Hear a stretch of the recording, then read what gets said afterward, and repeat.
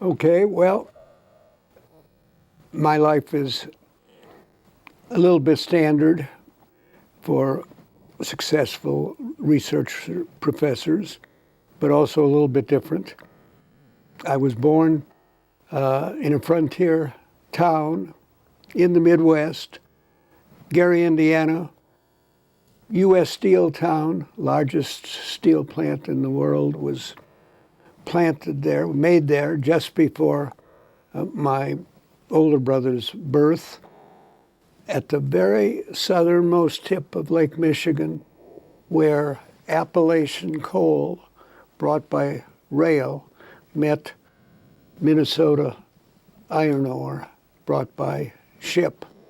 And it was a new town. 5 years before my birth, some people were living in tents still. And it was an exciting place to be because I didn't know it at the time.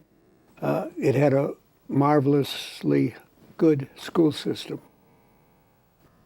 You only go to one school system, so you don't know whether yours is better or worse than any other.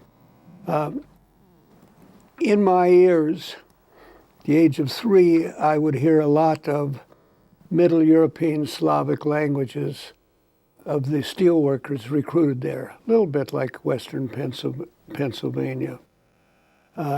We called that Slavish. It was a mixture of Czech and Croat and Slovene and Slovak and Polish and Russian.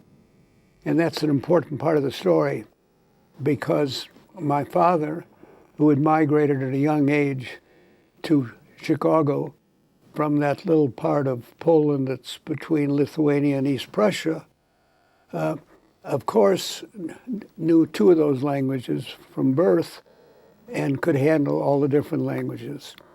So his drugstore became a mecca for workers at a time when World War I was breaking out.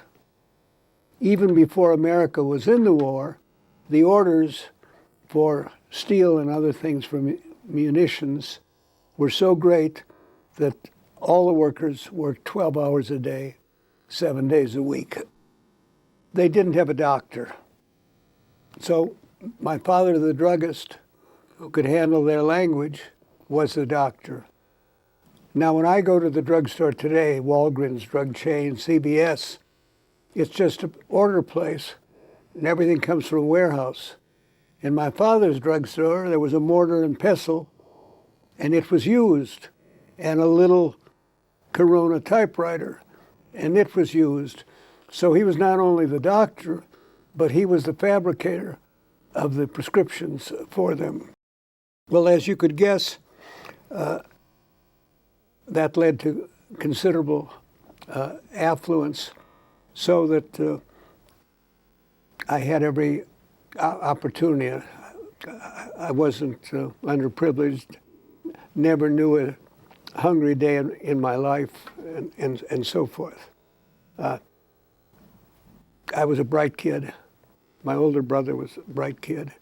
Years later, when I got a younger brother, he was a bright kid. I think I had an enormous amount of self-confidence. Most of it, as I believe, unearned at that time. But I had supportive parents. And in fact, I think in retrospect, I was a little unfairly coddled more than my older brother, but he was a very good older brother, and I never noted any resentment in him. Well, now that part of my youth is, so to speak, standard, but a pretty good preparation to become, in later life, an economist. Not a businessman, but an economist, because I experienced the boom of wartime heavy spending. Of course, in the pretty serious recession that followed after the war was over and the demobilization, I experienced that. Furthermore, when I was 10 and 11, 1925 and 1926, my family moved to Florida, where there was a big real estate bubble going on. The way to make a small fortune in real estate is to start out with a slightly larger fortune. And that was the experience of my family. That bubble burst in the second year that I lived there when the big hurricane of 1926 came. Now, that kind of bubble and burst has happened 15 times since in Florida. But it's all grist for the mill of experience for somebody who's going to turn out to be an economist. I had early memories, but I should also mention, and this is a part of my life I never did understand why. At the age of 17 months, I went to live on a farm in Porter County next door to Gary's Lake County, 100-acre farm, and I lived with my Aunt Frida and my Uncle Sam. But my Aunt Frida was not a blood relative of mine, so you could say it was a foster home.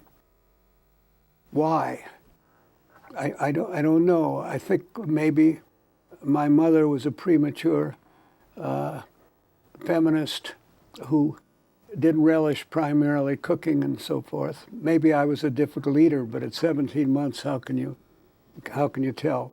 So half of my time between the time I was 17 months old and 5 or 6 years old, I spent on a farm. That existence carries me back to rural Indiana, not back to Abraham Lincoln, but back to the 19th century.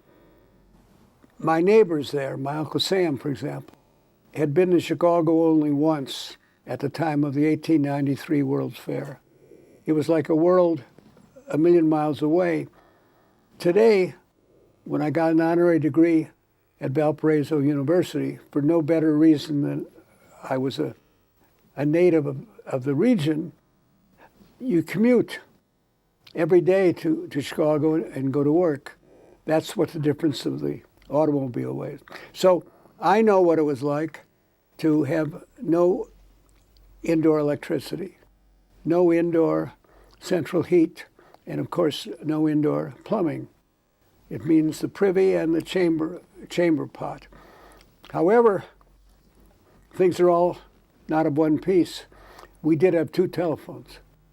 Of course, our telephone was a cranked phone on a line with 8 other people, so you could be privy to whatever was going on. If somebody called the Roeters up the hill, my Aunt Frida could say, well, they're not here, they've gone shopping to Valparaiso. Going shopping to Valparaiso, which is only 5 miles away, involved harnessing the horse to the buggy and killed most of the morning. So I saw the horse go out of existence over the next 10 years, so that in the county seat of Porter County, Valparaiso, there was a square, and you could hitch your horse anywhere on the square. And after 3 years, you lost a certain number of feet. After 10 years, you lost more feet.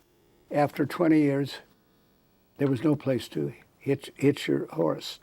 Well, it's all the kind of experience that stays with you the rest of your life. I don't think I had a lot of mental stimulation there, but I did read the old end of 19th century popular books which were in the library there. Well, let's move forward. This is background education. I was a smart kid. I skipped grades, and I was in a very good school system. For example, in the first grade, we migrated from class to class. That didn't happen in the excellent Chicago public school system until later when I lived there. You got to middle school or junior high. This took place already at the age of 6. You went to school at before 8 o'clock, and you didn't get back until after 4:30, And the motto was work, study, play. So I had 2 hours of physical education every day.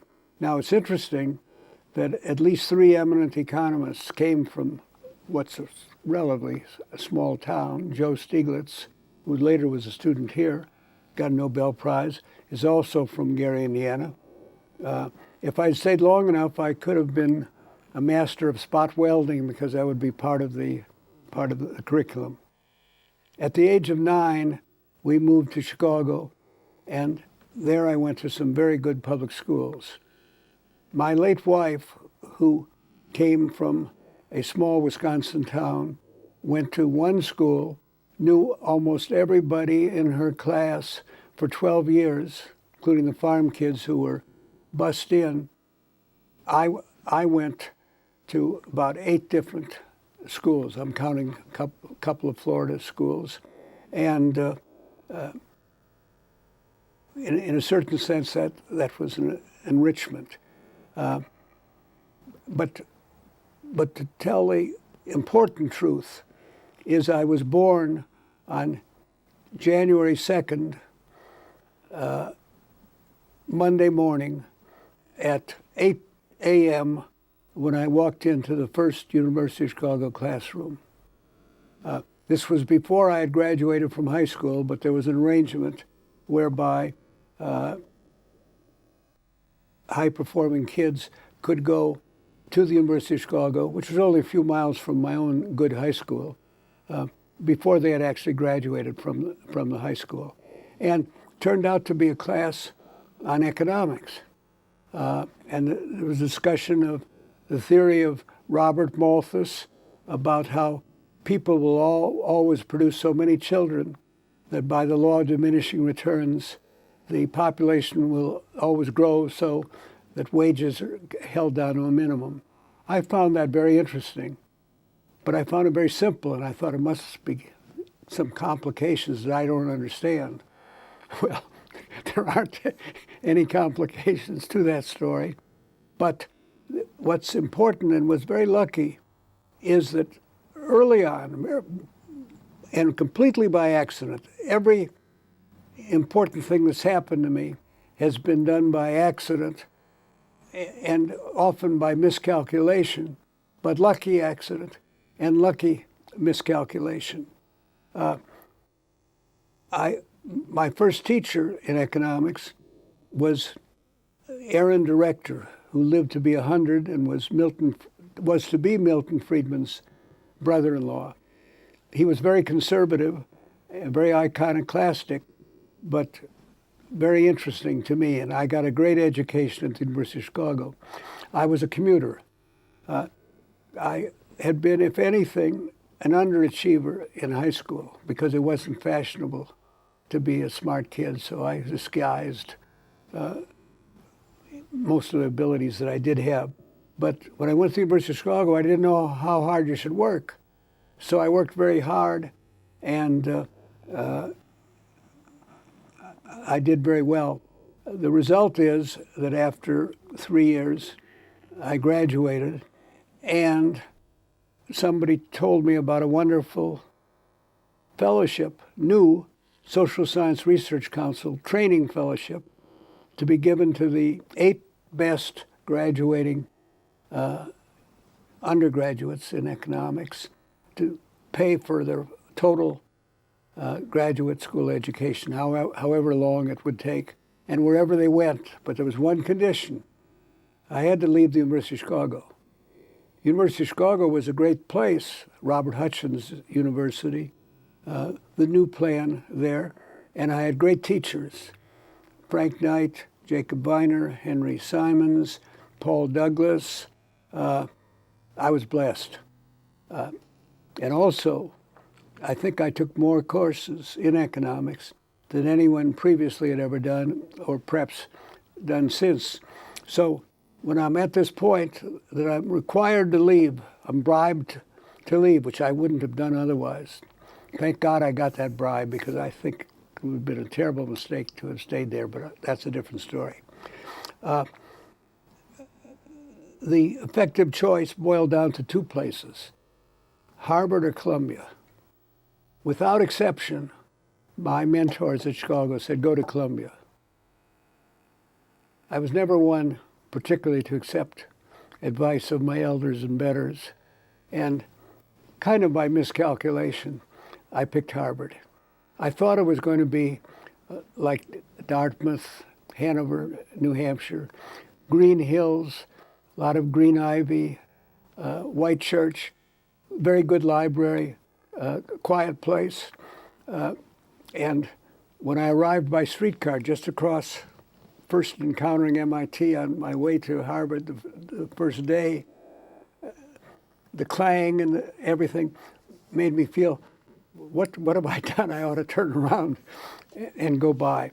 Well, it was a miscalculation because Harvard was really coming out of a lean season, and Columbia probably would have been the better choice.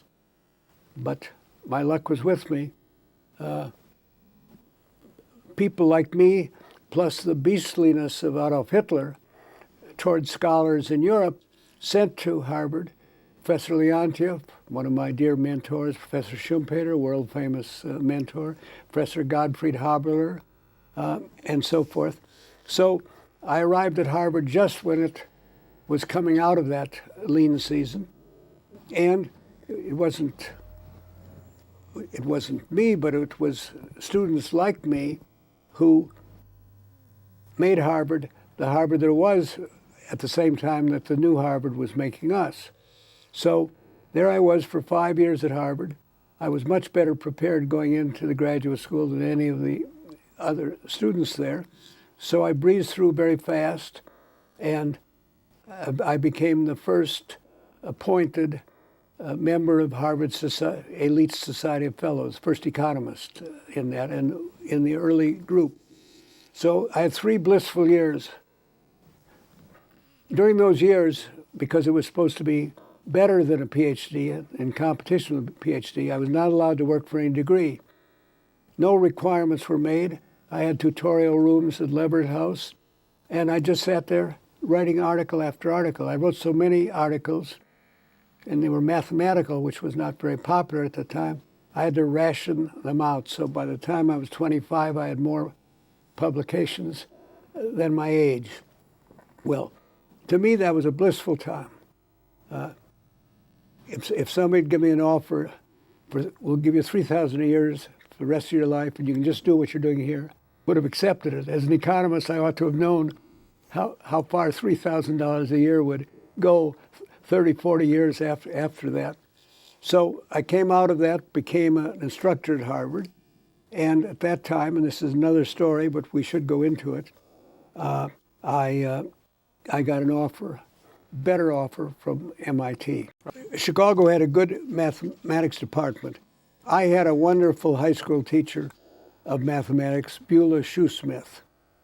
She mentored a number of Medal of Science people, Nobel Prize people, and so forth. And I took to it like a duck to water. But I didn't realize that mathematics was going to be important in economics, and of course I didn't plan to go into economics. Now, I later discovered that in my father's library there was the Harvard Classics 5-foot shelf. There was Adam Smith's Wealth of Nations. It never would have occurred to me to go into that shelf and discover what was in it and have picked out that particular book.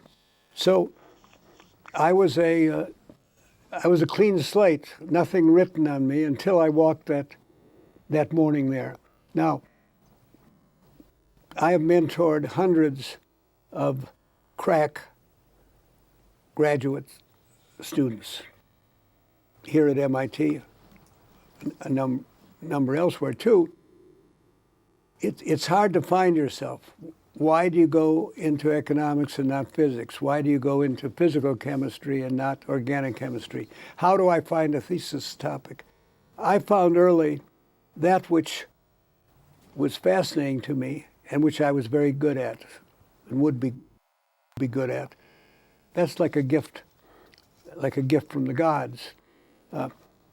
So anyway, after these 3 blissful years, in the Society of Fellows.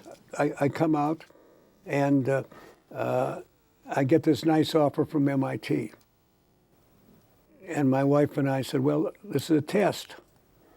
They'll meet the offer or better it, or they won't. And a number of people who were admirers of me patted me on the back, said, hey, good for you. And I took that to be a signal. Now, I should say that in 1937, 70 years ago, when I was just about to take up my junior fellowship at Harvard, I came over here and taught summer school. I taught a course in introductory economics that summer, and a course in statistics, mostly to MIT seniors. So I knew the MIT department, and one of the mysterious ways in which I was going to end up at MIT came from the fact that in a lot of the classes that I took at Harvard, there was a interesting guy, kind of like a hippie, in almost every class, usually as an auditor, and that was Assistant Professor Harold Freeman at MIT. And I didn't know it, but he was intriguing to get me to MIT. Took him 3 years to land the fish. It started on that summer. So when I got this offer, here was my problem. I liked the Cambridge milieu. We lived, I never had a watch because we lived where I could hear the bells of Harvard, so I knew within 15 minutes all the time where we were. That was blissful. I wouldn't have wanted to move as I later, because of children, had to do out to Belmont, because there I was. MIT's economics department, I have to say, was a service department. To call it mediocre probably be fair. Its principal function was that in those years, every third-year student at MIT had to take 2 semesters of introductory economics. And therein lies a story, but that'll come out later. And most of the engineers hated it. So it wasn't the challenge of great colleagues. On the other hand, again, we're talking about my earned and unearned self-confidence. I knew that I didn't need the stimulus of other departmental members. And besides, when you leave Harvard to go to MIT, you haven't even moved. I still had all the advantages of the great Harvard libraries. I had all the advantages of the numerous students there and professors who knew me. These were my friends. And so I decided I don't want to go on the job market. I particularly did not want to go back to Chicago, which I thought would be stifling. You're always a boy in your father's house, you know. And so I came to MIT, and a lot of people would have said that was a miscalculation. If it was the happiest miscalculation that could have been made, because for a variety of reasons, some of them connected with me, but many of them not connected with me, MIT was on the brink of a new renaissance. The old MIT, the MIT I came to, was tech as hell, Boston Tech, translated in 1916 because of the gift of Eastman to Cambridge. 85% of the degrees were not in science, they were in engineering, and a smattering in architecture.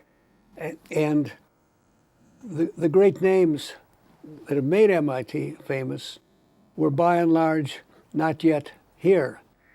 Carl Compton was the catalyst, the president who elevated MIT from the best, biggest maybe engineering school in the world, but still not of the caliber of Caltech in terms of the research frontier of applied science to the MIT that I've come to know and be part of its development. Secondly, the new pattern where government money comes in heavily to the universities and which enriches their research opportunities was just beginning, and MIT was at the frontier. We should compare Stanford with MIT. The Stanford before World War II was called the Farm, but Dean Terman of Stanford came and did war work at the Underwater Sound Lab at Harvard, and he saw what the new pattern was. And he went back and he got government contracts. He induced people to come because he arranged for consulting operations. Silicon Valley was born in that way. Well, this was the wave that was awaiting MIT to embrace and to benefit from. And especially this had an importance because I was from the beginning a mathematical economist. Well, now a mathematical economist at what's I say at Wellesley is in those days would be an anachronism. I really don't like diagrams. I really don't like calculus. It's a mystery and so forth. MIT graduate students, when we started a program, couldn't say that. Why did they come to MIT? If they were allergic to anything mathematical, this is not the place that they would be. So when I came, of course, there was no graduate degree at MIT. But after 1 year, we introduced such a program, and its takeoff was truly amazing. Sense off causation. This was 1941, 42. It was the first academic year that we had. We called it industrial economics. And now I should name some names. The economics department that I came to, the head of it was Ralph Freeman, a Canadian, who became actually a very dear friend of mine and was head of the department. People outside of MIT or Illinois engineering schools don't realize the difference between a head of a department at a place like MIT and the chairman of a department at Harvard. Chairman of a department at Harvard, let's say the economics department, is there for 5 years only at most, and he's only there because he signed a yellow dog contract when he got appointed that he would serve his term. He doesn't even know the salaries of his staff members, except when he has a hunting license from University Hall, the central headquarters. Well, MIT wasn't like that. The head of a department, essentially, with the head administration, had complete dictatorship. What subsequently came to happen was that this is the way it was done, but me advising Ralph Freeman, I think we ought to try to get that guy, and we ought to avoid that guy. And I think this one is hurting. He's had some new babies, and his salary ought to be increased. And the reason that that could happen was that I was earning more, getting a higher salary than any of the rest of them, so there was no competition. Rupert McLaurin, so Harold Freeman was extremely important in my coming to MIT, and he was always important in the background because it turned out that later on it was Harold Freeman who picked out Bob Solow at Harvard, got him here. It was Harold Freeman who got Robert Merton. Robert Merton was in applied math at Caltech and decided he wanted to go in economics. He applied at the eight leading graduate schools. Every one of them turned him down, except MIT, which gave him a fellowship. It was my doing wasn't Bob Solo's doing. It was Harold Freeman's doing. But an important reason why I came here was because the Rockefeller Foundation had given 8 universities, including MIT, each an industrial relations section, which involved money. And a guy named Rupert McLaurin was the head of that. Rupert McLaurin was the son of the great MIT president, Richard Cockburn McLaurin, who raised the money from Eastman to build the Horseshoe and the MIT that it is. Rupert McLaurin's father was a New Zealander, and Rupert was born there and lived there for 6 months, married a Brahmin into a Brahmin family here later. And Rupert McLaurin was the first Harvard Business School PhD in economics. But I'm speaking colloquially. He was a loose cannon on the deck. Carl Compton gave him free realm to be that loose cannon. The great MIT department could never have been created at Harvard in the way there was here, because at Harvard, every tub must stand on its own bottom. You must already have the gift endowment to create a new professorship. If 10 members of the Harvard tenured full professor faculty took an airplane to go to the annual economics convention and it crashed, at Harvard in those days, under the Graustein formula, they could have replaced one of them in 1 year, another one 2 or 3 years later, another one, so forth. This was to get equal opportunity. At MIT, there was really no constitutional limits. Our saying always was, how do we get out of our own way and do it? So we would replace one of the old professors already here on the scene about 8 times. Now, when I discussed this later with the administration, they said, we're not clinically dead. We knew what was going on at the time. So that's how we were able to build up. But Rupert McLaurin had a gift. He could raise money from a stone. Most people can't.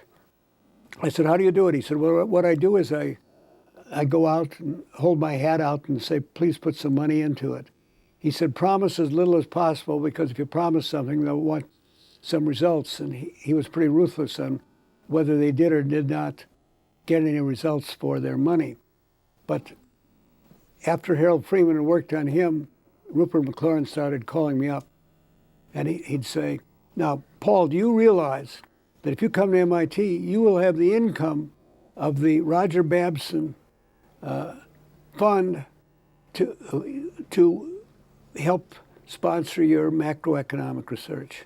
But it turned out I did get the income on that, but it was the income on $10,000. But also I didn't realize engineering schools are different. Professor Schumpeter, Professor Leontiev, none of them had a full secretary at Harvard. None of them had a paid telephone. I came in as an assistant professor, and Harold Freeman and I shared a full-time secretary. They had phones. I got summer money for research, because this was more characteristic of an engineering school. I still have to stress that the MIT I came to was an engineering school. It was a good engineering school, but when I went into there was no faculty club at that time, Walker. It was a different kind of atmosphere. I'm sure that a vast majority of the professors voted against Franklin Roosevelt. Not one time, not 2 times, but maybe 3 or 4 times. After McCarthy got after professors everywhere, the faculty changed, and also the composition. I wrote down some famous names in MIT in my time. Claude Shannon in coding, and electrical engineering, information theory, Hyman Minsky, Chomsky, well, famous already was Norbert Wiener and Vice President Vannevar Bush. And I was interested actually and had a scientific interest in analog computing, which was what Vannevar Bush was a pioneer in, his differential analyzer. And Norbert Wiener invented the cinema integraph to solve integral equations. And when Gordon Brown, one of our electrical engineering professors, was doing his PhD thesis, his assistant, the first exercise on the new cinema integraph was a demographic problem of mine. And I also was interested in the Wilbur simultaneous equation analog machine, because my professor Leontiev would do 10 by 10 sector input-output sections, and those were greater than any, at that time, Harvard machinery could handle. So even when I was a junior fellow, I had a lot of intercourse backward and forward with the math people at MIT.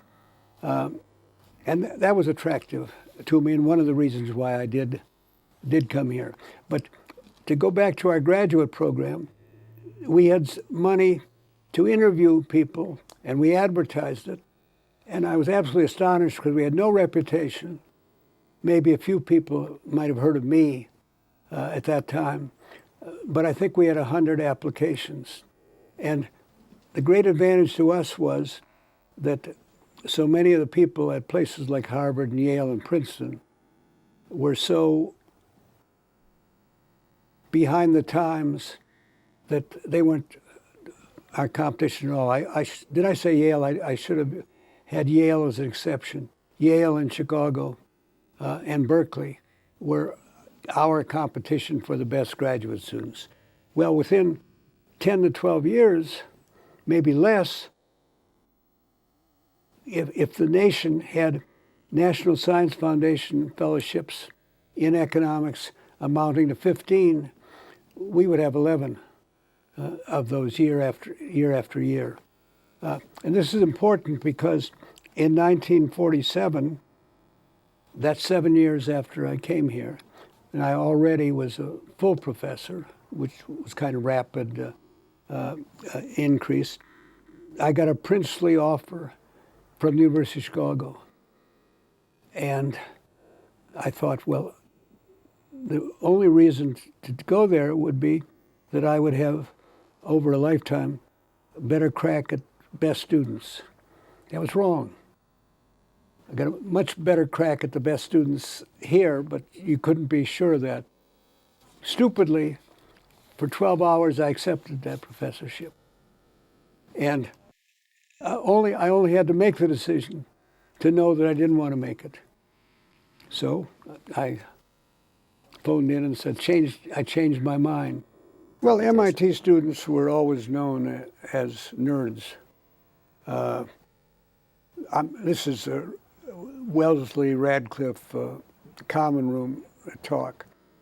In my time at MIT, they're taller. Kind of, it's much less nerd-like than it used to be, but there's still the difference because you have to work so damn hard here in comparison with most places. Now, I happen to have been blessed or cursed with 6 children, 3 triplets. So I had in 1 year 4 boys going, 1 boy to Yale, 1 boy to Swarthmore, 1 boy to Williams, and 1 boy to Harvard. I can tell you that the easiest place to go through if you're a bright kid and don't want to do any work was Harvard. MIT isn't like that. You get behind for 3 days. It's a little bit like West Point. So that was the difference. There were very few female students then, and of course we didn't have an undergraduate specialization, course 14 degree until later. A good advantage at MIT was that we've always been in a close relationship with the business school. Course 15 was, there was no business school at MIT before the Sloan School in 1950-ish, but there was Course 15. Harvard was different. The Charles River at Harvard and Alston is 1,000 miles wide. I know because I had palatial quarters at the business school when I was a student in the economics department. Dean Donham at the time not only did not encourage his faculty to cooperate with the MIT economics department faculty, but in most cases he forbade them to do so. Well, that was a loss. The Harvard Business School, of course, then and still in a degree, is not the most highly technical, admired business school, but it's a good place to go if you want to end up making a lot of money in your life. Course 15, when I came here, the student body were probably the least able in the institute, but I think most of the gifts that were given later, maybe Alfred Sloan himself would be an example of that, came from Course 15 graduates. I also ought to say that we had some pretty remarkable administration. Carl Compton was great. Killian was his successor. Killian, you would have said, was a strange appointment because he was the personal assistant to Compton. He had only a minor Southern degree and maybe a Course 15 degree. That kind of appointment you would think would be a disaster, but Killian was actually a great president for MIT, but also a great science statesman for the nation. His successor, Stratton, was that, then Johnson, then Gray, Wiesner, Vest. I'm not sure I got the order just right. We've been very lucky, and the MIT portfolio investment and gifts have been very good, not the equal of Harvard or Yale or Princeton, but very good. And much of modern finance theory was generated here at the Sloan School and in our department. So it's been a first-class operation. Now you ought to ask me some questions. And he was still vice president when I came, but he went to the Carnegie Institution, and he also was a founder of Raytheon here locally, and the Lincoln Lab, I don't think could have been started in the instrumentation lab except for what it was that Bush knew about MIT. Another story which I will be very brief on is that I had a significant role in the preparation of Bush's end of war plan of how science was going to be done, Science, the Endless Frontier. And the reason I did, someday I'm going to write a little chapter, 3 moles. Professor John Edsall of Harvard, biochemist, Robert Morrison, physiologist, head of biology at the Rockefeller Foundation, and I were the 3 draftsmen of much of that report. And the reason it came about that way was that Rupert McLaurin was made a member of the science committee and the secretary. And Rupert felt correctly that he didn't have quite the competence to do that. And so he asked the radiation lab where I was about March of 1945. The war was won. Now, everybody in the world didn't know the war was won, but everybody in the close scientific community knew about the atomic bomb and what was going to happen, and that in all probability it would not be necessary to spend a year and 500,000 lives invading Japan. So I was asked if I would be historian of the Los Alamos project. I said, hell no. That's the last thing in the world that would interest me. But I couldn't refuse taking a leave of absence from the radiation lab to work on Bush's Science: The Endless Frontier. And we slaves, we scribes, we nothings, we attended every meeting, we interviewed people. Bush never appeared in all of that. That doesn't mean that he didn't have a hand in the total report, because nothing would have been in that report which didn't meet with his fullest approval. We three were of united mind as to what should happen. We wanted boost to science, which had occurred during the war, and which was tremendous, to continue after the war.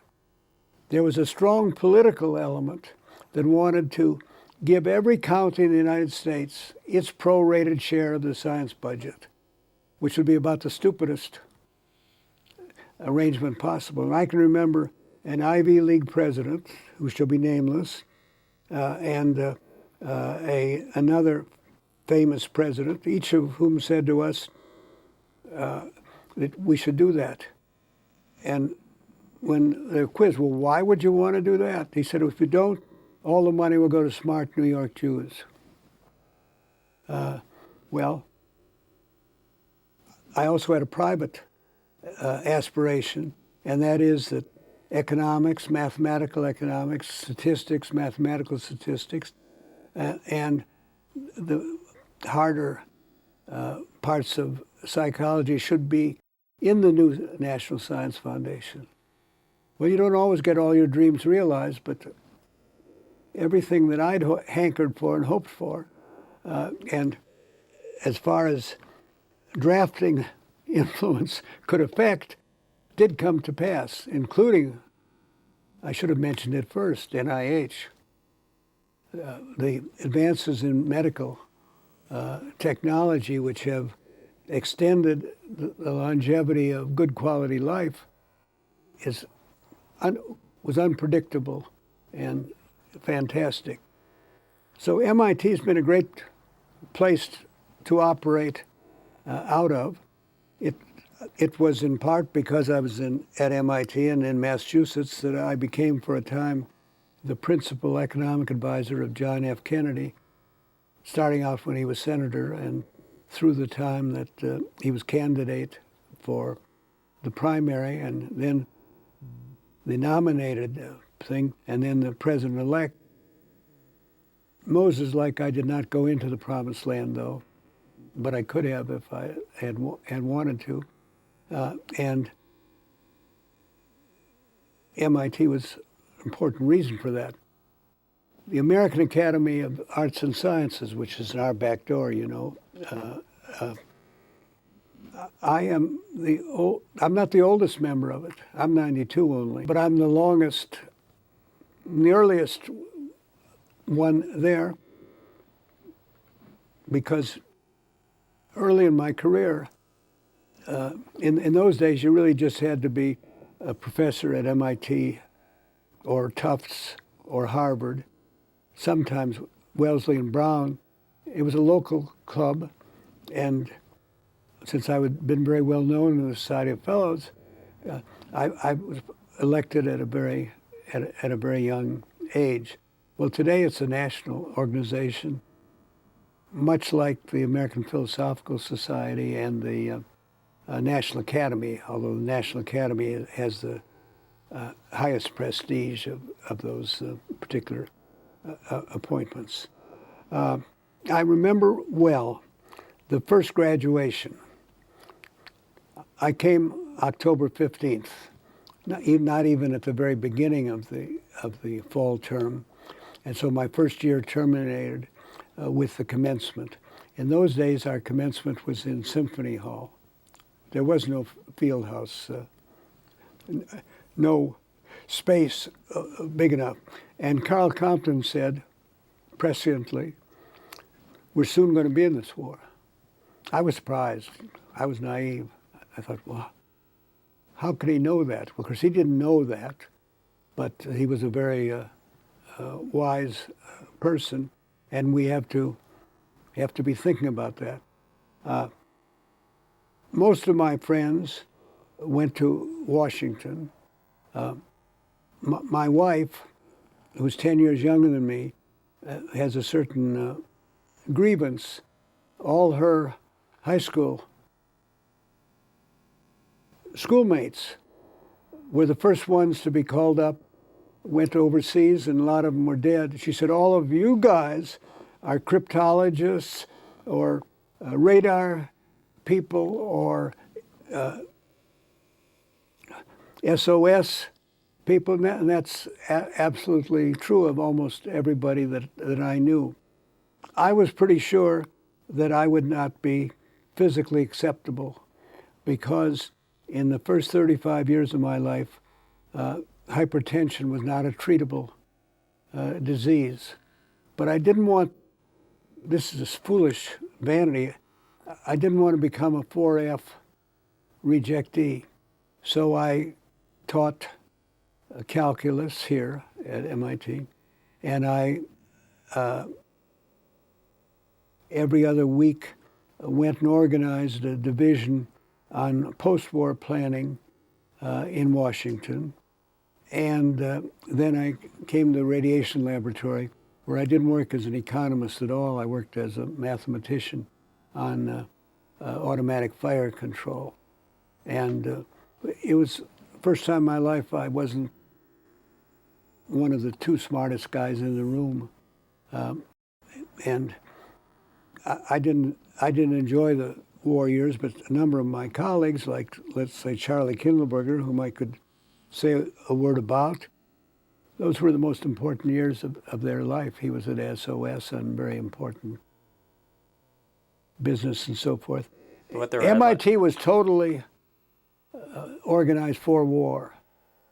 We brought in a few women students, but the graduate school enrollment dwindled away to very little. And radiation lab was a pretty exciting place to be. I was in the famous Building 20. No air conditioning in that wooden building, and I sat with my slide rule.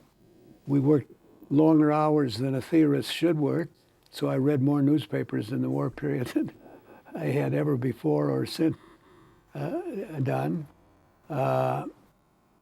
And I didn't have the least doubt that the atomic bomb would be used, because we spent all our time talking only about kill ratios. How would we achieve 2-to-1 deaths of the enemy compared to us? And there was no qualm of conscience, because everybody felt, and not necessarily incorrectly, that anything which shortened the war was going to save on the total number of sacrificed lives. The whole field of operations research had an important locus here at MIT. Professor Morse of the physics department and many others. I was part of the linear programming, nonlinear programming, game theory researchers of that wartime period. Some of it was before the war, but the war was a great stimulant for it. MIT was an important resource to fight the war and to end it early. Now, if you're a cryptologist, you think it was solving Enigma and the codes that saved the war. If you're a radar expert, we would think that it's radar that did so. If you're a energy physicist, you think of the atomic bomb. Well, all of them were pretty important because when we went into war, it was still a very dicey thing. If Hitler hadn't been so foolish as to attack Russia when he did, after having had an agreement with him, and so foolish that after Pearl Harbor, he made it so easy for Roosevelt, because the next day he declared war against us. Well, we would have declared war, I think, against Germany and had a two-front war after Pearl Harbor, but it would have not been such an easy thing, because in my guess, Roosevelt for a long time was calculating how can we, by Lend-Lease and everything else, save Britain, short of going into the war, or if necessary, going into the war. No, I knew Draper from committee meetings earlier, and I knew Edgerton, who was actually a Belmont neighbor, but the I.I. Robbie, the third guy there, worked with him a lot, and Yvonne Getting, who was a very important person at MIT, then at Harvard, then in the Defense Department, was in the Society of Fellows with me and was my boss at the Radiation Laboratory. Some of the greatest mathematicians in the world were there. It was an important crew, and people like Vicky Weisskopf and others who came to MIT. Because when I came to MIT, I think that Slater was the only world-class physicist. 10 years later, there were more world-class physicists at MIT than any other place, but it took us a long time to begin to get Nobel Prizes from them. Our first Nobel Prize was actually in biology when we imported a whole lab from the University of Wisconsin. But it's been an enriching experience knowing, Norbert Wiener, whom I knew real well, and somebody like Elting Morrison, who was a cousin of the historian Morrison, came from a famous Boston family, taught literature in the Sloan School, was a good friend. We had artificial intelligence. I still, during the war, when I got bleary-eyed, the difference between the modern computer age and what it was like then is different. I would go to the math library, and so I was still publishing papers during the time of the war, but it was moonlighting, and I was actually revising my prize dissertation. So the war years were very busy, but not happy years. And of course, most of my mentors were in Washington, Harvard mentors. But I never felt that the radiation lab efforts of a person like myself were demeaning or anything. I thought it was important, but I wasn't going to do that kind of thing the rest of my life. So I just got right back into publishing. Definitely, because most of the work for which I got the Nobel Prize, I had already begun to do as a junior fellow before. And once I ceased to be a junior fellow and was free to take a degree, I did. But it's interesting that I got my job at MIT and Bob Solar got his job at MIT before having a PhD, because engineering schools didn't make a fetish of that, since most engineers in those days didn't get PhD degrees. But I have to stress that something like biology at MIT was very primitive. Samuel Prescott, the head there, was hired by the Brazilian coffee industry to make a little film on how to make a good cup of coffee. Somebody found him a white coat, put on the white coat, and then he said, in order to make a good cup of coffee, you must be sure that your water is boiling hot. Well, that's not Caltech, like engineering. Today, biology is one of the strongest departments at MIT. Electrical engineering, of course, was strong back in those days. Wiener worked very intimately with Bush, and that's why Wiener was here. Norman Levinson, who was probably the luminary mathematician, had been a protege of Norbert Wiener, and gradually we got first-class, world-class mathematicians and physicists. Vicky Weisskopf was a much liked and respected person. I knew all these guys real well, and it was a pleasure to be here. So if the lunchroom at Walker seemed like a different world from the Harvard common rooms I had known in 1940, by 1950, there was not that difference left at all. In fact, the new faculty club at at MIT, which alas has collapsed into nothing, was a very important part of MIT, and I can remember countless conversations with John Nash, the great mathematician. You know who I mean? I saw a lot of him when he was going down into his terrible psychological schizophrenia. But on the other hand, when I had a really tough mathematical problem, and I would go to 5 different world-class mathematicians, I'd get very little help from 4 of them.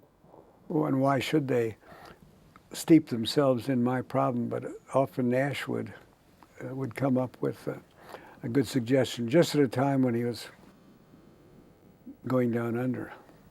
Ralph Freeman, my dear friend and chairman, came to me and he said, Paul, we've got this requirement that every student must take, it's not as an elective requirement, 2 full semesters of introductory economics. And they hate it. We've done everything, including, he said, the worst experience of his life was to have a joint textbook written by the members of the department. He said, would you take a light teaching load, a few months, and write a interesting text that they'll enjoy? He said, I know if you write it, it won't be unsound, and it doesn't have to be long, but it just has to be interesting. And I said, sure, why not? Well, I didn't realize that 3 to 4 years later, after countless editions and so forth, the book came out, and I knew it would sell well, but what I didn't know was that it would sell well for 50 years and set a new pattern. Kind of fame that most interests me, if any does, is what I do in economics, which is mostly mathematical economics. But the reputation that I got in life from the textbook is like no other reputation. I still meet people who say, you changed my life, that kind of thing, in correspondence and so forth. So, and it's now the most single book in China. fact, that's where primary importance is, because everybody else is kind of tired of 18 editions of Samuelson. Although I now have a secondary author collaborator who does the heavy lifting. I'll tell you what I'm most proud of. First place, it was a group effort, not a Samuelson creation. But I'm most proud of is that it got done in what was widely regarded as the most amiable department, because we never made the previous people feel like dead wood, and we paid a lot of attention to the human aspects of it. So most of my colleagues got a lot of offers, because early days people would figure you're not teaching economics at MIT by choice. It's, that you're susceptible to a counteroffer. On NSF grants, let's say Solo applies for a summer grant from NSF to study growth theory. You have to give a budget based upon your salary. Well, Solo's salary was, because he's the kind of guy he is, was so low that he would get countless offers. They'd say, well, my God, we'll double his salary. And I was offered many times a large percentage increase in my salary, and I wasn't really tempted, because when I was asked by the Harvard Crimson, well, why didn't you accept this offer from Harvard or that offer? I said I did a cost-benefit analysis and decided I was best off where I was, and that's what I've told many a star here who all have counteroffers. We'll take it if you like, but notice how many of the people those few people who have done that, what's happened to their future productivity in comparison with what their productivity was when they were at MIT. Now, of course, you have to factor out age too in those calculations. So it's remarkable, since we don't have this superabundant amount of money that, let's say, Princeton or Harvard have, that we're still able to mount either the first or tied for first economics department. And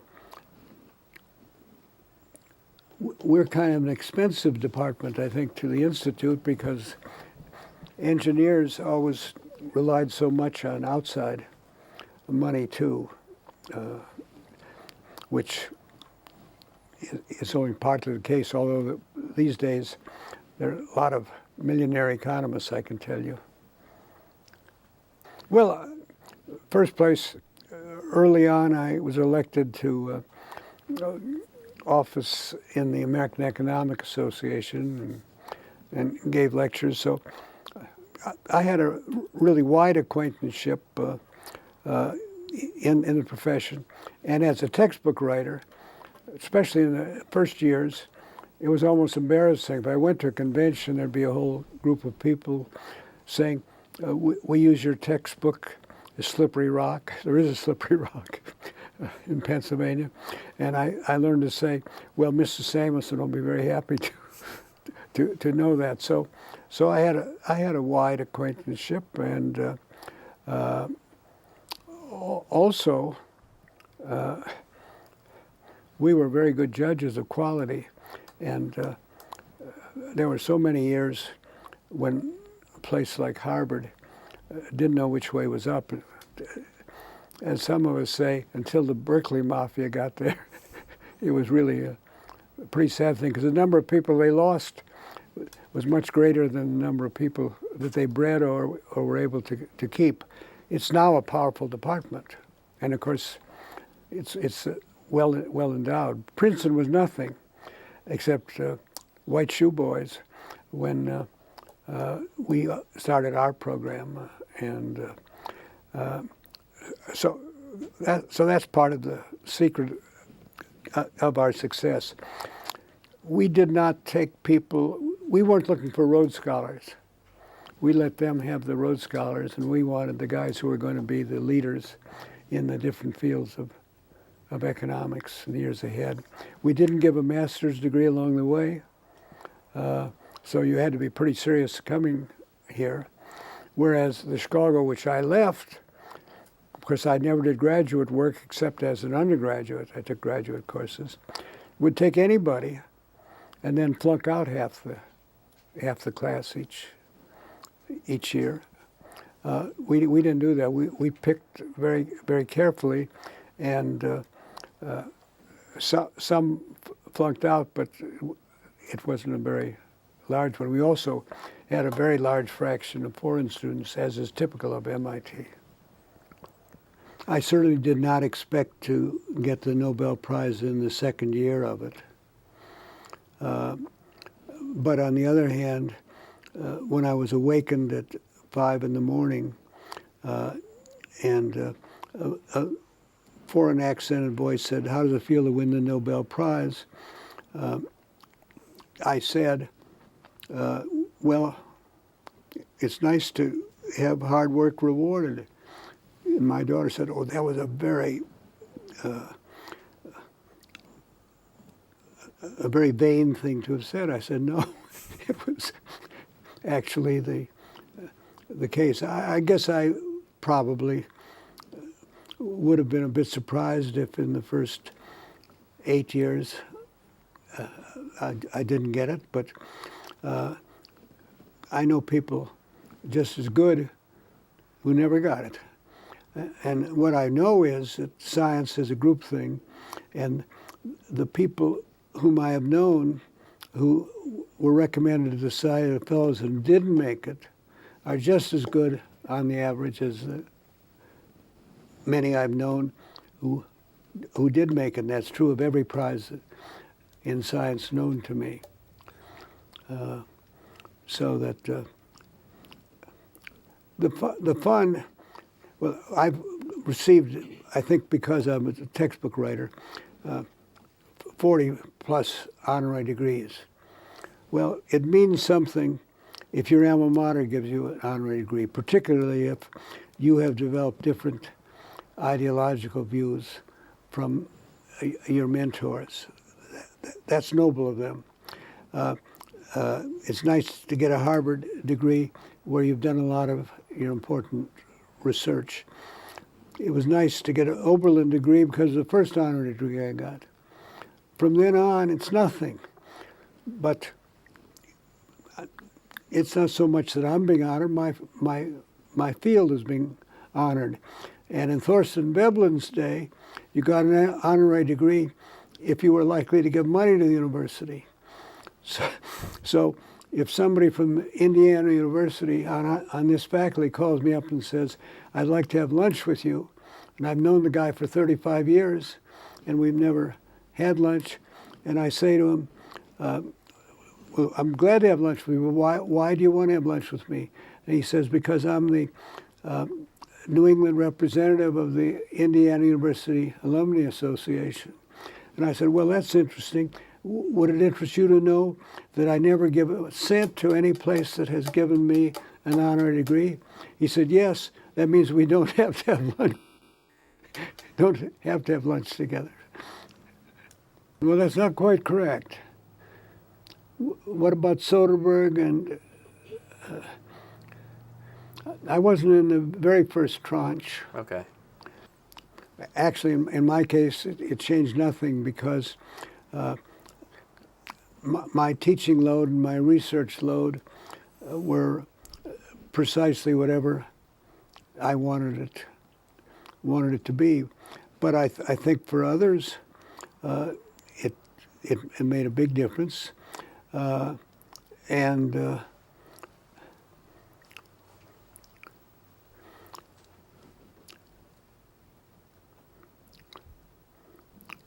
Well, I certainly got more intimate friendships with people in other fields than my own because of the institute professorship.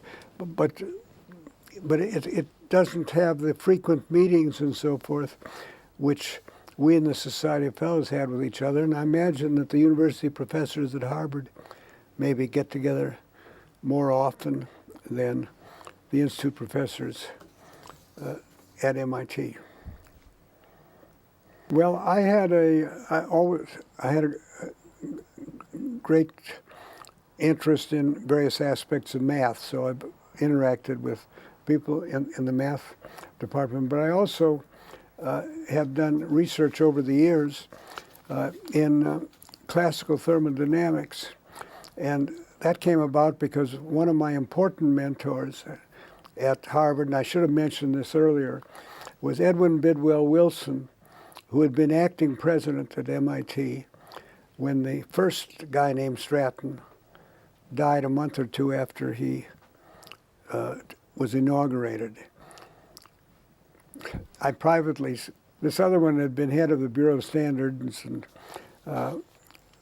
was not an impressive president, but he was only a short-term president. And Edwin Bidwell Wilson had been a crackerjack mathematician in 1900 at Harvard, and he was the only protege of the great Willard Gibbs at Yale. Well, I was the only protege at Harvard of Edwin Bidwell Wilson. And at a time when Harvard instruction in mathematical statistics was woeful, he was an exception, and I benefited. But he also gave a course every other year in mathematical economics. And so I should have said this. One of the reasons why I came to MIT was that he wrote me that in 1907, when he got an offer to be head of the physics department at MIT and left Yale, people thought he was crazy, but it was one of the best moves he ever made. And that carried weight with me.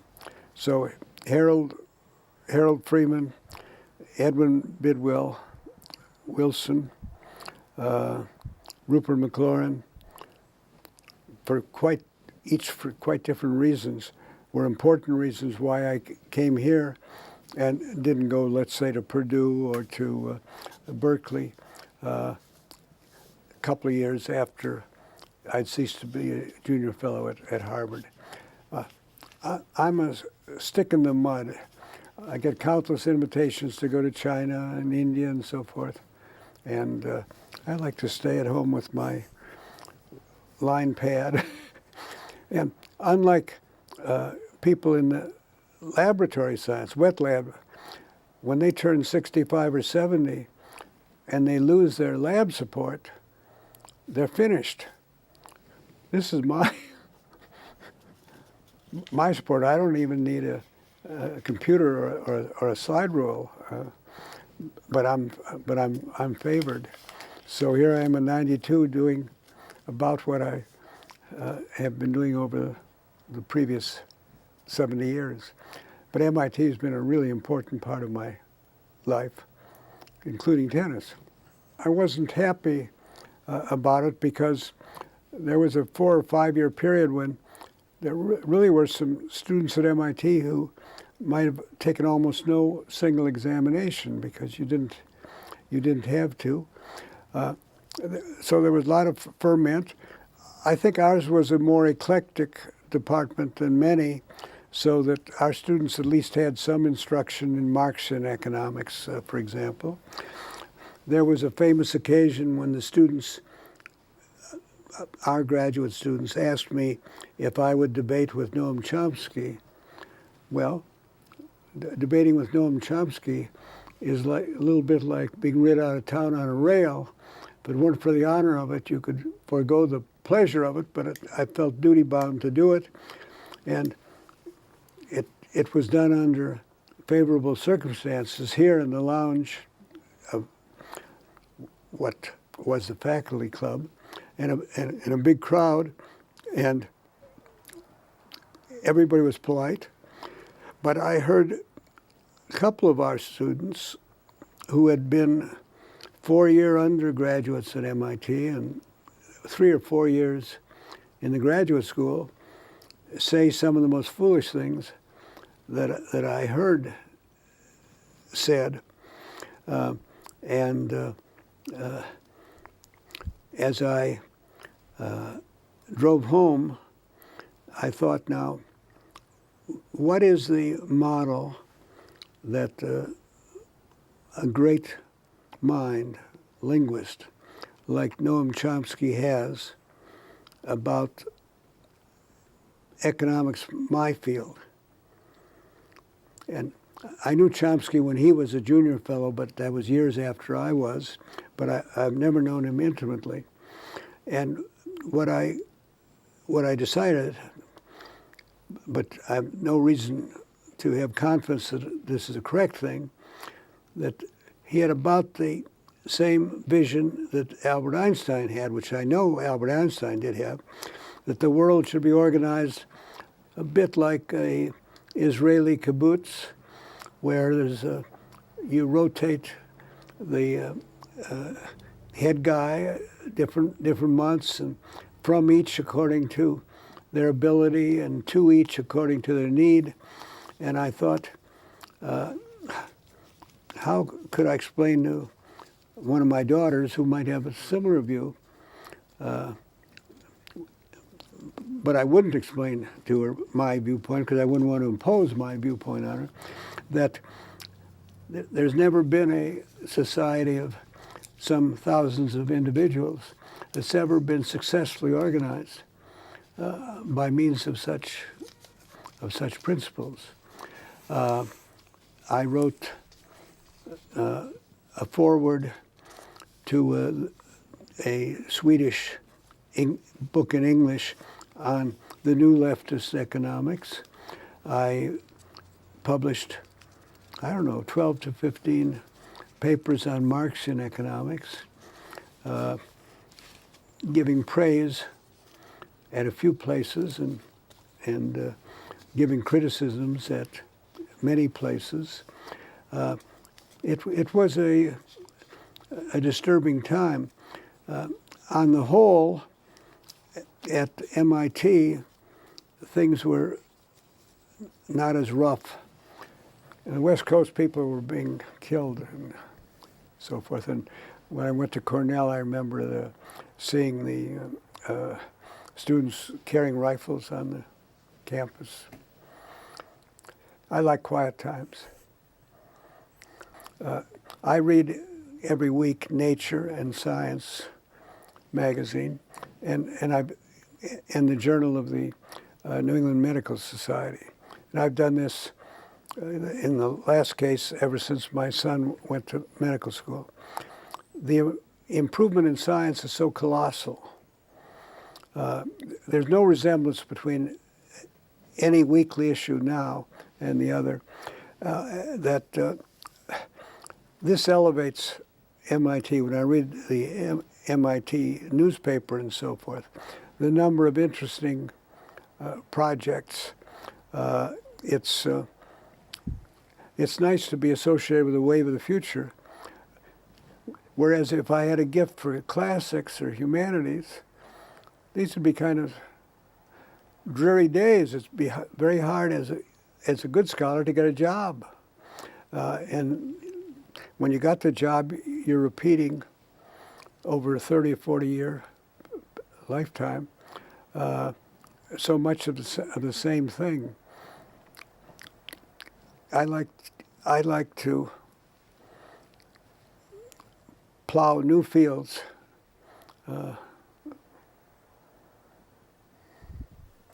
Well, first, let's go back to the textbook which I wrote in order to serve primarily the MIT constituency.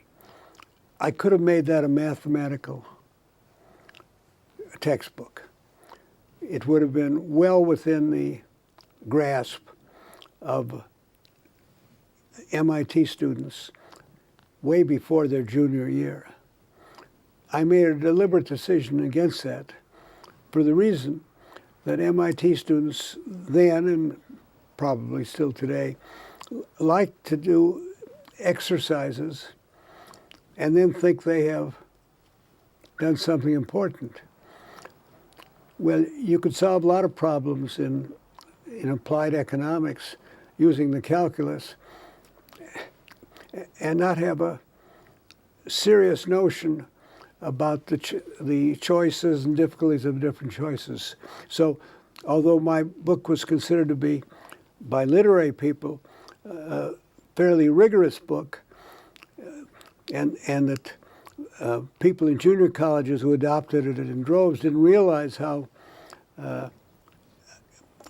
difficult the questions were, which were being cleverly handled. I thought it was much more important for them to get a notion of what economic life is really about. And that just illustrates that I'm not interested in mathematical economics as mathematics. I'm interested in it only to the degree that throws light on economic history. And I do a lot of writing each month for newspapers all over the world.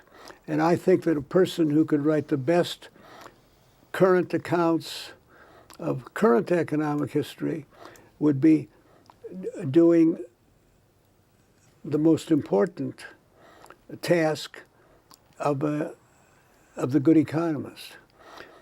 Mathematics is just the catalyst that enables you to handle multivariate things. Yes, and this problem has come up a lot for quite a number of years after World War II. After World War II, if I went periodically to commencement, which was kind of a duty, not to go every year, but to take one's turn, you would see on the program a classified thesis in the field of organic chemistry. And that kind of jarring thing, that doesn't scandalize me. But I remember a time, one of the few faculty meetings I ever went to, because I was drummed up to go, there was a proposal that Iran, under the Shah, would send 25 graduate students in nuclear engineering each year. The students to be picked out by the Persian government, but the degree to be given by MIT. And a couple of troublemakers, one of them from this department, objected at the faculty meeting to this. Well, nobody was fired or penalized, but it wasn't long after that that the Shah was kicked out of office with no friends, and we now have hindsight of many years. That would not have been a good thing for a place like MIT to be doing, just because you would get some extra oil money receipts. And the problem on nuclear engineering always involves the proliferation potential. I'm now very grateful that those two troublemakers slowed things up enough that it dropped out of consideration. You have to make those decisions all the time. I think a problem that our new president inherited was this sky wars, whether we were developing in America such wonderful anti-missile controls that we would have no fears from the Soviet or the Mao nuclear bombs.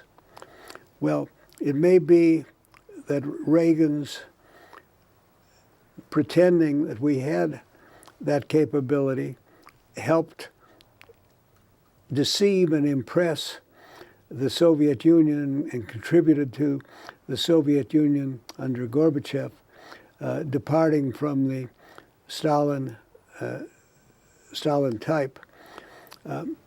But I think it's more important to keep out of politics the university. Now, some member of this institute, I'm not even familiar or remember the names, believed that the Lincoln Lab was going soft on the failures of the tests. And the new president has to decide what to do.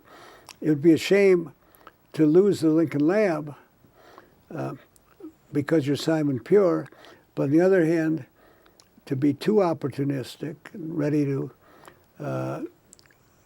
shut your eyes to something that's blatantly wrong.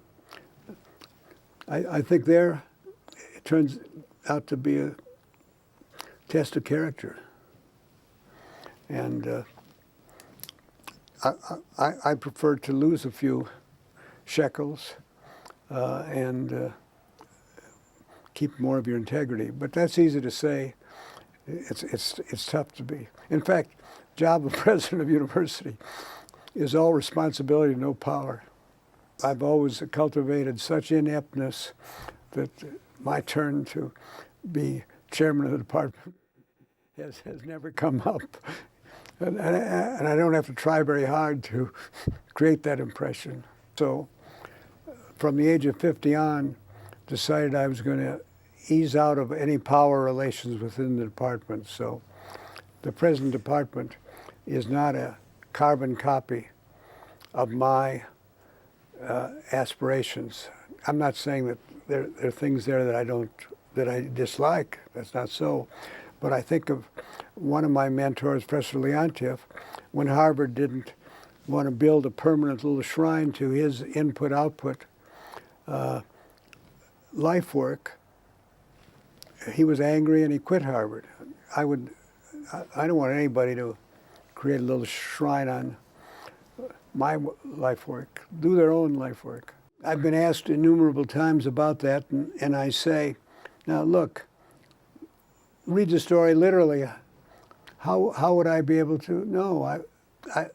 The story says when I left the room, this happened. Now, do you want to know what I think? I think probably that did happen. However, Schumpeter was also known to praise exorbitantly quite incompetent people. So praise from Caesar is important, but airy compliments from Schumpeter. Actually, Schumpeter had a very good opinion about my abilities, a slightly exaggerated opinion about my abilities, but I suspect that something like that could have happened. It's the kind of thing he was capable of saying. When I was recruited by Senator Kennedy, I was skittish, and I said, "I'm not for you. I'm for Stevenson." He said, "I don't want your vote. That's one vote." He said, "But I'm thinking of making a run for it, and if you think you have good ideas for the country, here's your chance." Well, I had some other problems. I believed his father, old Joe Kennedy, to be an SOB and an appeaser and a bigot. And also, when I had testified before a number of congressional committees on economic matters, I was surprised to learn that Senator John F. Kennedy was a member of the committee, and I'd never seen him there. Of course, I didn't realize how serious his health problems had been and continued to be. So it was considerations like that. But my private skinny was, I think this country is too important to be run by the advice of economists like John Kenneth Galbraith and Walt Rostow. Walt was a colleague of mine here, and John Kenneth Galbraith was an old acquaintance at at Harvard. Now, I didn't mean anything malicious there, but I didn't think they were masters the way, say, James Tobin at Yale was, of the intricacies of macroeconomics. And that was why I was ready to step into the breach and do it. And I think that I performed a useful role, and I also ended up with a lot of confidence by Kennedy in what I said, because he turned out to be a very smart listener and a very long rememberer. So if I said, you really ought to do this, and he'd say, no, we can't do it because I don't want to use up my political clout doing it. And I would say, but really you ought to.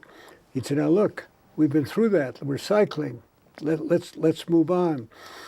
He also would say, fortunately not about me, wasn't X the man who told me that if we didn't do this, that, and the other, this thing would happen, and it hasn't happened?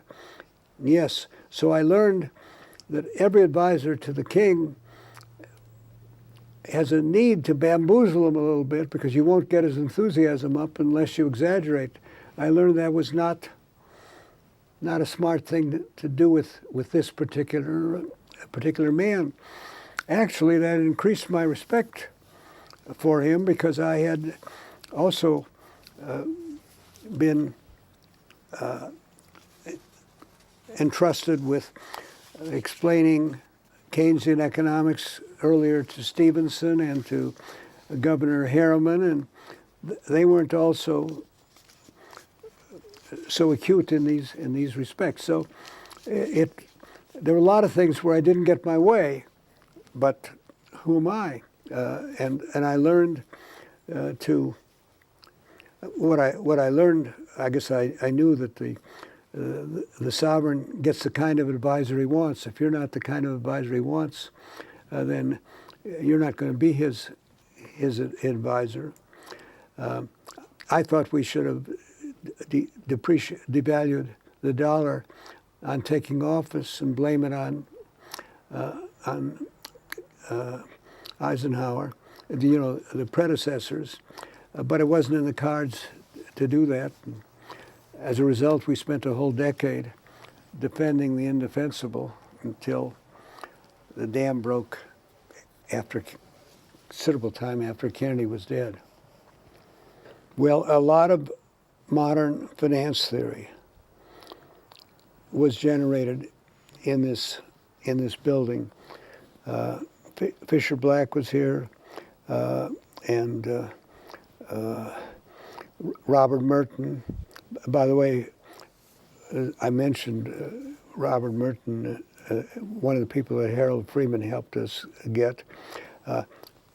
That's one of my interests, working on capital theory, and a lot of time gets spent in memoir writing and so forth, because so many of my contemporaries are dying off and so forth. So here I am, pure luck. Well, I guess for a long time I would have said, if I was talking, let's say, to a graduating Milton seminar where a child attended, if you're going to go into a subject like economics, you know the expression in real estate, it's location, location, location. In predicting, it's timing, timing, timing. Going into present-day economics, it's math, math, math. That's the kind of thing you can learn when you're young, like languages, and you're not likely to be able to learn later, and you're going to be pretty severely handicapped in this age. And I had a lot to do when St. Peter admits me into heaven. He's going to say, why did you make help make the subject so mathematical? And my answer will be, well, I couldn't help it, sir. Or madam, I don't know which he is. A nice experience. My textbook was considered by people like Bill Buckley, who wrote God and Man at Yale, as a radical Keynesian textbook. Some people always would say Marxist Keynesian and so forth. And some members of the MIT Corporation got on my case and so forth.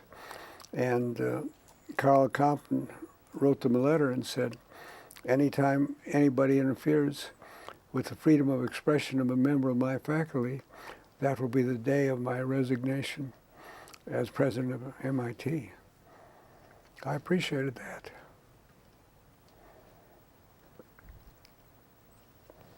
I'm not absolutely sure that James M. Conant would have said the same thing at Harvard at that date, whom I knew.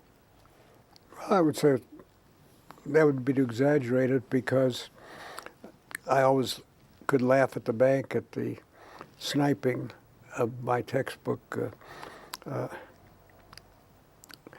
as so radical. In fact, when I got on Nixon's enemy list, it raised the prestige of myself within my own family and in my circle. Yeah. But I know a lot of people who suffered tremendously and unfairly from witch hunts, and plenty of MIT people involved, members of the math department who'd been members of the Communist Party, which was not at all illegal. Most of the convictions and stuff in those cases were in the cover-up. The moment you were told a lie, your goose was cooked, your first lie. And it's very easy to tell that first lie, because you've outgrown a past, you broke no law, and you don't want to have anything change. And you make the story a little prettier than it actually was, and that's not good. Oh, I don't think that in my line of work, the pressures, if anything, economics has moved a lot rightward from where it was and from where I am. But I don't think anybody's freedom is being impinged, but I don't like it when in state documents, I don't know whether you happen to notice the testimony of the 4-year Surgeon General of the United States, that he was required to name Bush's name 3 times on every page of anything that he wrote, and not allowed to talk about disabled children because that prominent family would be benefited. That prominent family turned out to be the Kennedy family. I think that we're in in all the history of this democracy, this is one of the most deplorable regimens, and will probably go down in history as recognized to be that. But history often gets things wrong, so don't count on it. Well, I've written some things that needed to be written, but that weren't, at least at first, well received. That globalization is a good thing both for the developing country and the developed country, as far as the total average is concerned, but it brings with it an increase in inequality, which it's hard to alter. And that just follows. In fact, the only reason I would publish it is that I had a mathematical model which showed how to measure these things and what it meant when Toyotas gave you a cheaper car and a higher quality car, and you lost jobs in Detroit, good jobs in Detroit, and then took whatever the next layer of jobs was. And I had a way of calculating that, and that was why I wrote it, because the bulk of the economists of my generation and the generation younger than me didn't really understand this. But I think that things that are true should be said, because they're going to come out anyway in the end. So I've never especially minded being unpopular, except when I later thought I was making a mistake. And I've made a lot of mistakes. They do. One of my former collaborators here at MIT, who was a collaborator as an undergraduate with me in research, was encouraged to go to Harvard for his graduate work, where he now is. He's finished 1 year there. He showed me his exam. That exam was so different from any exam that I ever took at MIT or saw given. It was 99% closer to an MIT exam than anything I had seen, so that the Princeton and Harvard that were no competition to us are damnably effective competition to us now. But I like that.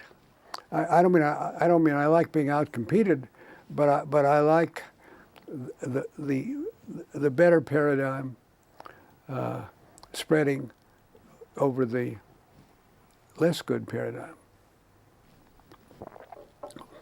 Well, I guess I would make it much luckier, so its endowment would double its rate of growth in comparison with its competing ones. It's by the way got a pretty good investment record, but that's just a joke. That's not something that's at your command.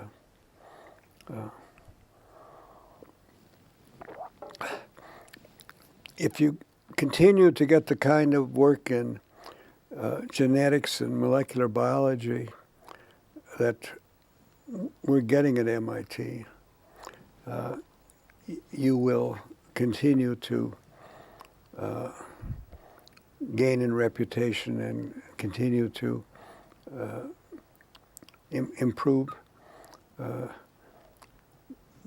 the state of human life. Now, there's a downside of science, because now, if you had a slightly demented farm boy, he could torture his own dog or poison his neighbor's sheep. Today, he can go to the library, get out of the encyclopedia a recipe for making his farm fertilizer, nitrogen, into a bomb that can explode the Oklahoma City high-rise government office. The capacity of dissidents, particularly dissidents who aren't contained by the fear of death, to do harm, is a downside of science. On the other hand, problems like pollution of the atmosphere, which come from the scientific advances of GDP, science itself will, in the future, help you solve their own problems and have something left over, so that I don't think of economics as its old title, the dismal science. I think of it as a fairly cheerful science. I just wish sociology and geopolitics and drug addiction and so forth were in as favorable a state as my discipline of economics is. Well, when I first came here, the typical kind of prank would be to disassemble a Model A Ford and reassemble it on the roof of one of the buildings here. I remember could have been even a Harvard-Yale game where explosives in the field traced out something like MIT, ya, ya, ya, or something like that. I wasn't infatuated with fraternity hazing, where things like this did happen.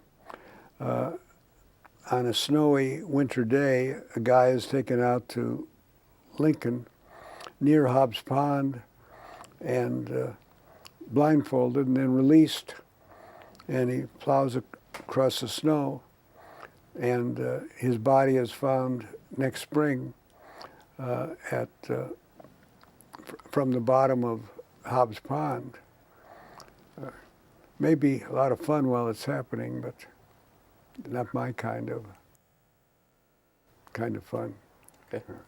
You know, actually, the first office I ever had, which was Building 1, that's the nearest to Massachusetts Avenue corner and to Memorial Drive, mine was on the just inner court, and the Federalist windows went down almost to the ground, and high ceilings. That was a really nice location. But if I went, maybe 150 feet, I might be where mechanical engineering drawing tables were, which was a requirement of all first-year students. When Harold Freeman came to MIT in like 1927, he was 6 feet tall and weighed only about 120 pounds. And one of the required first-year subjects was forge.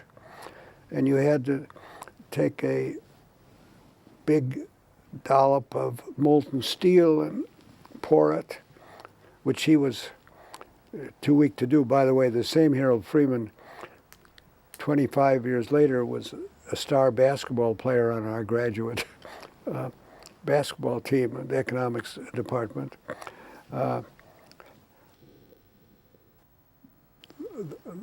That wasn't at all like the present MIT.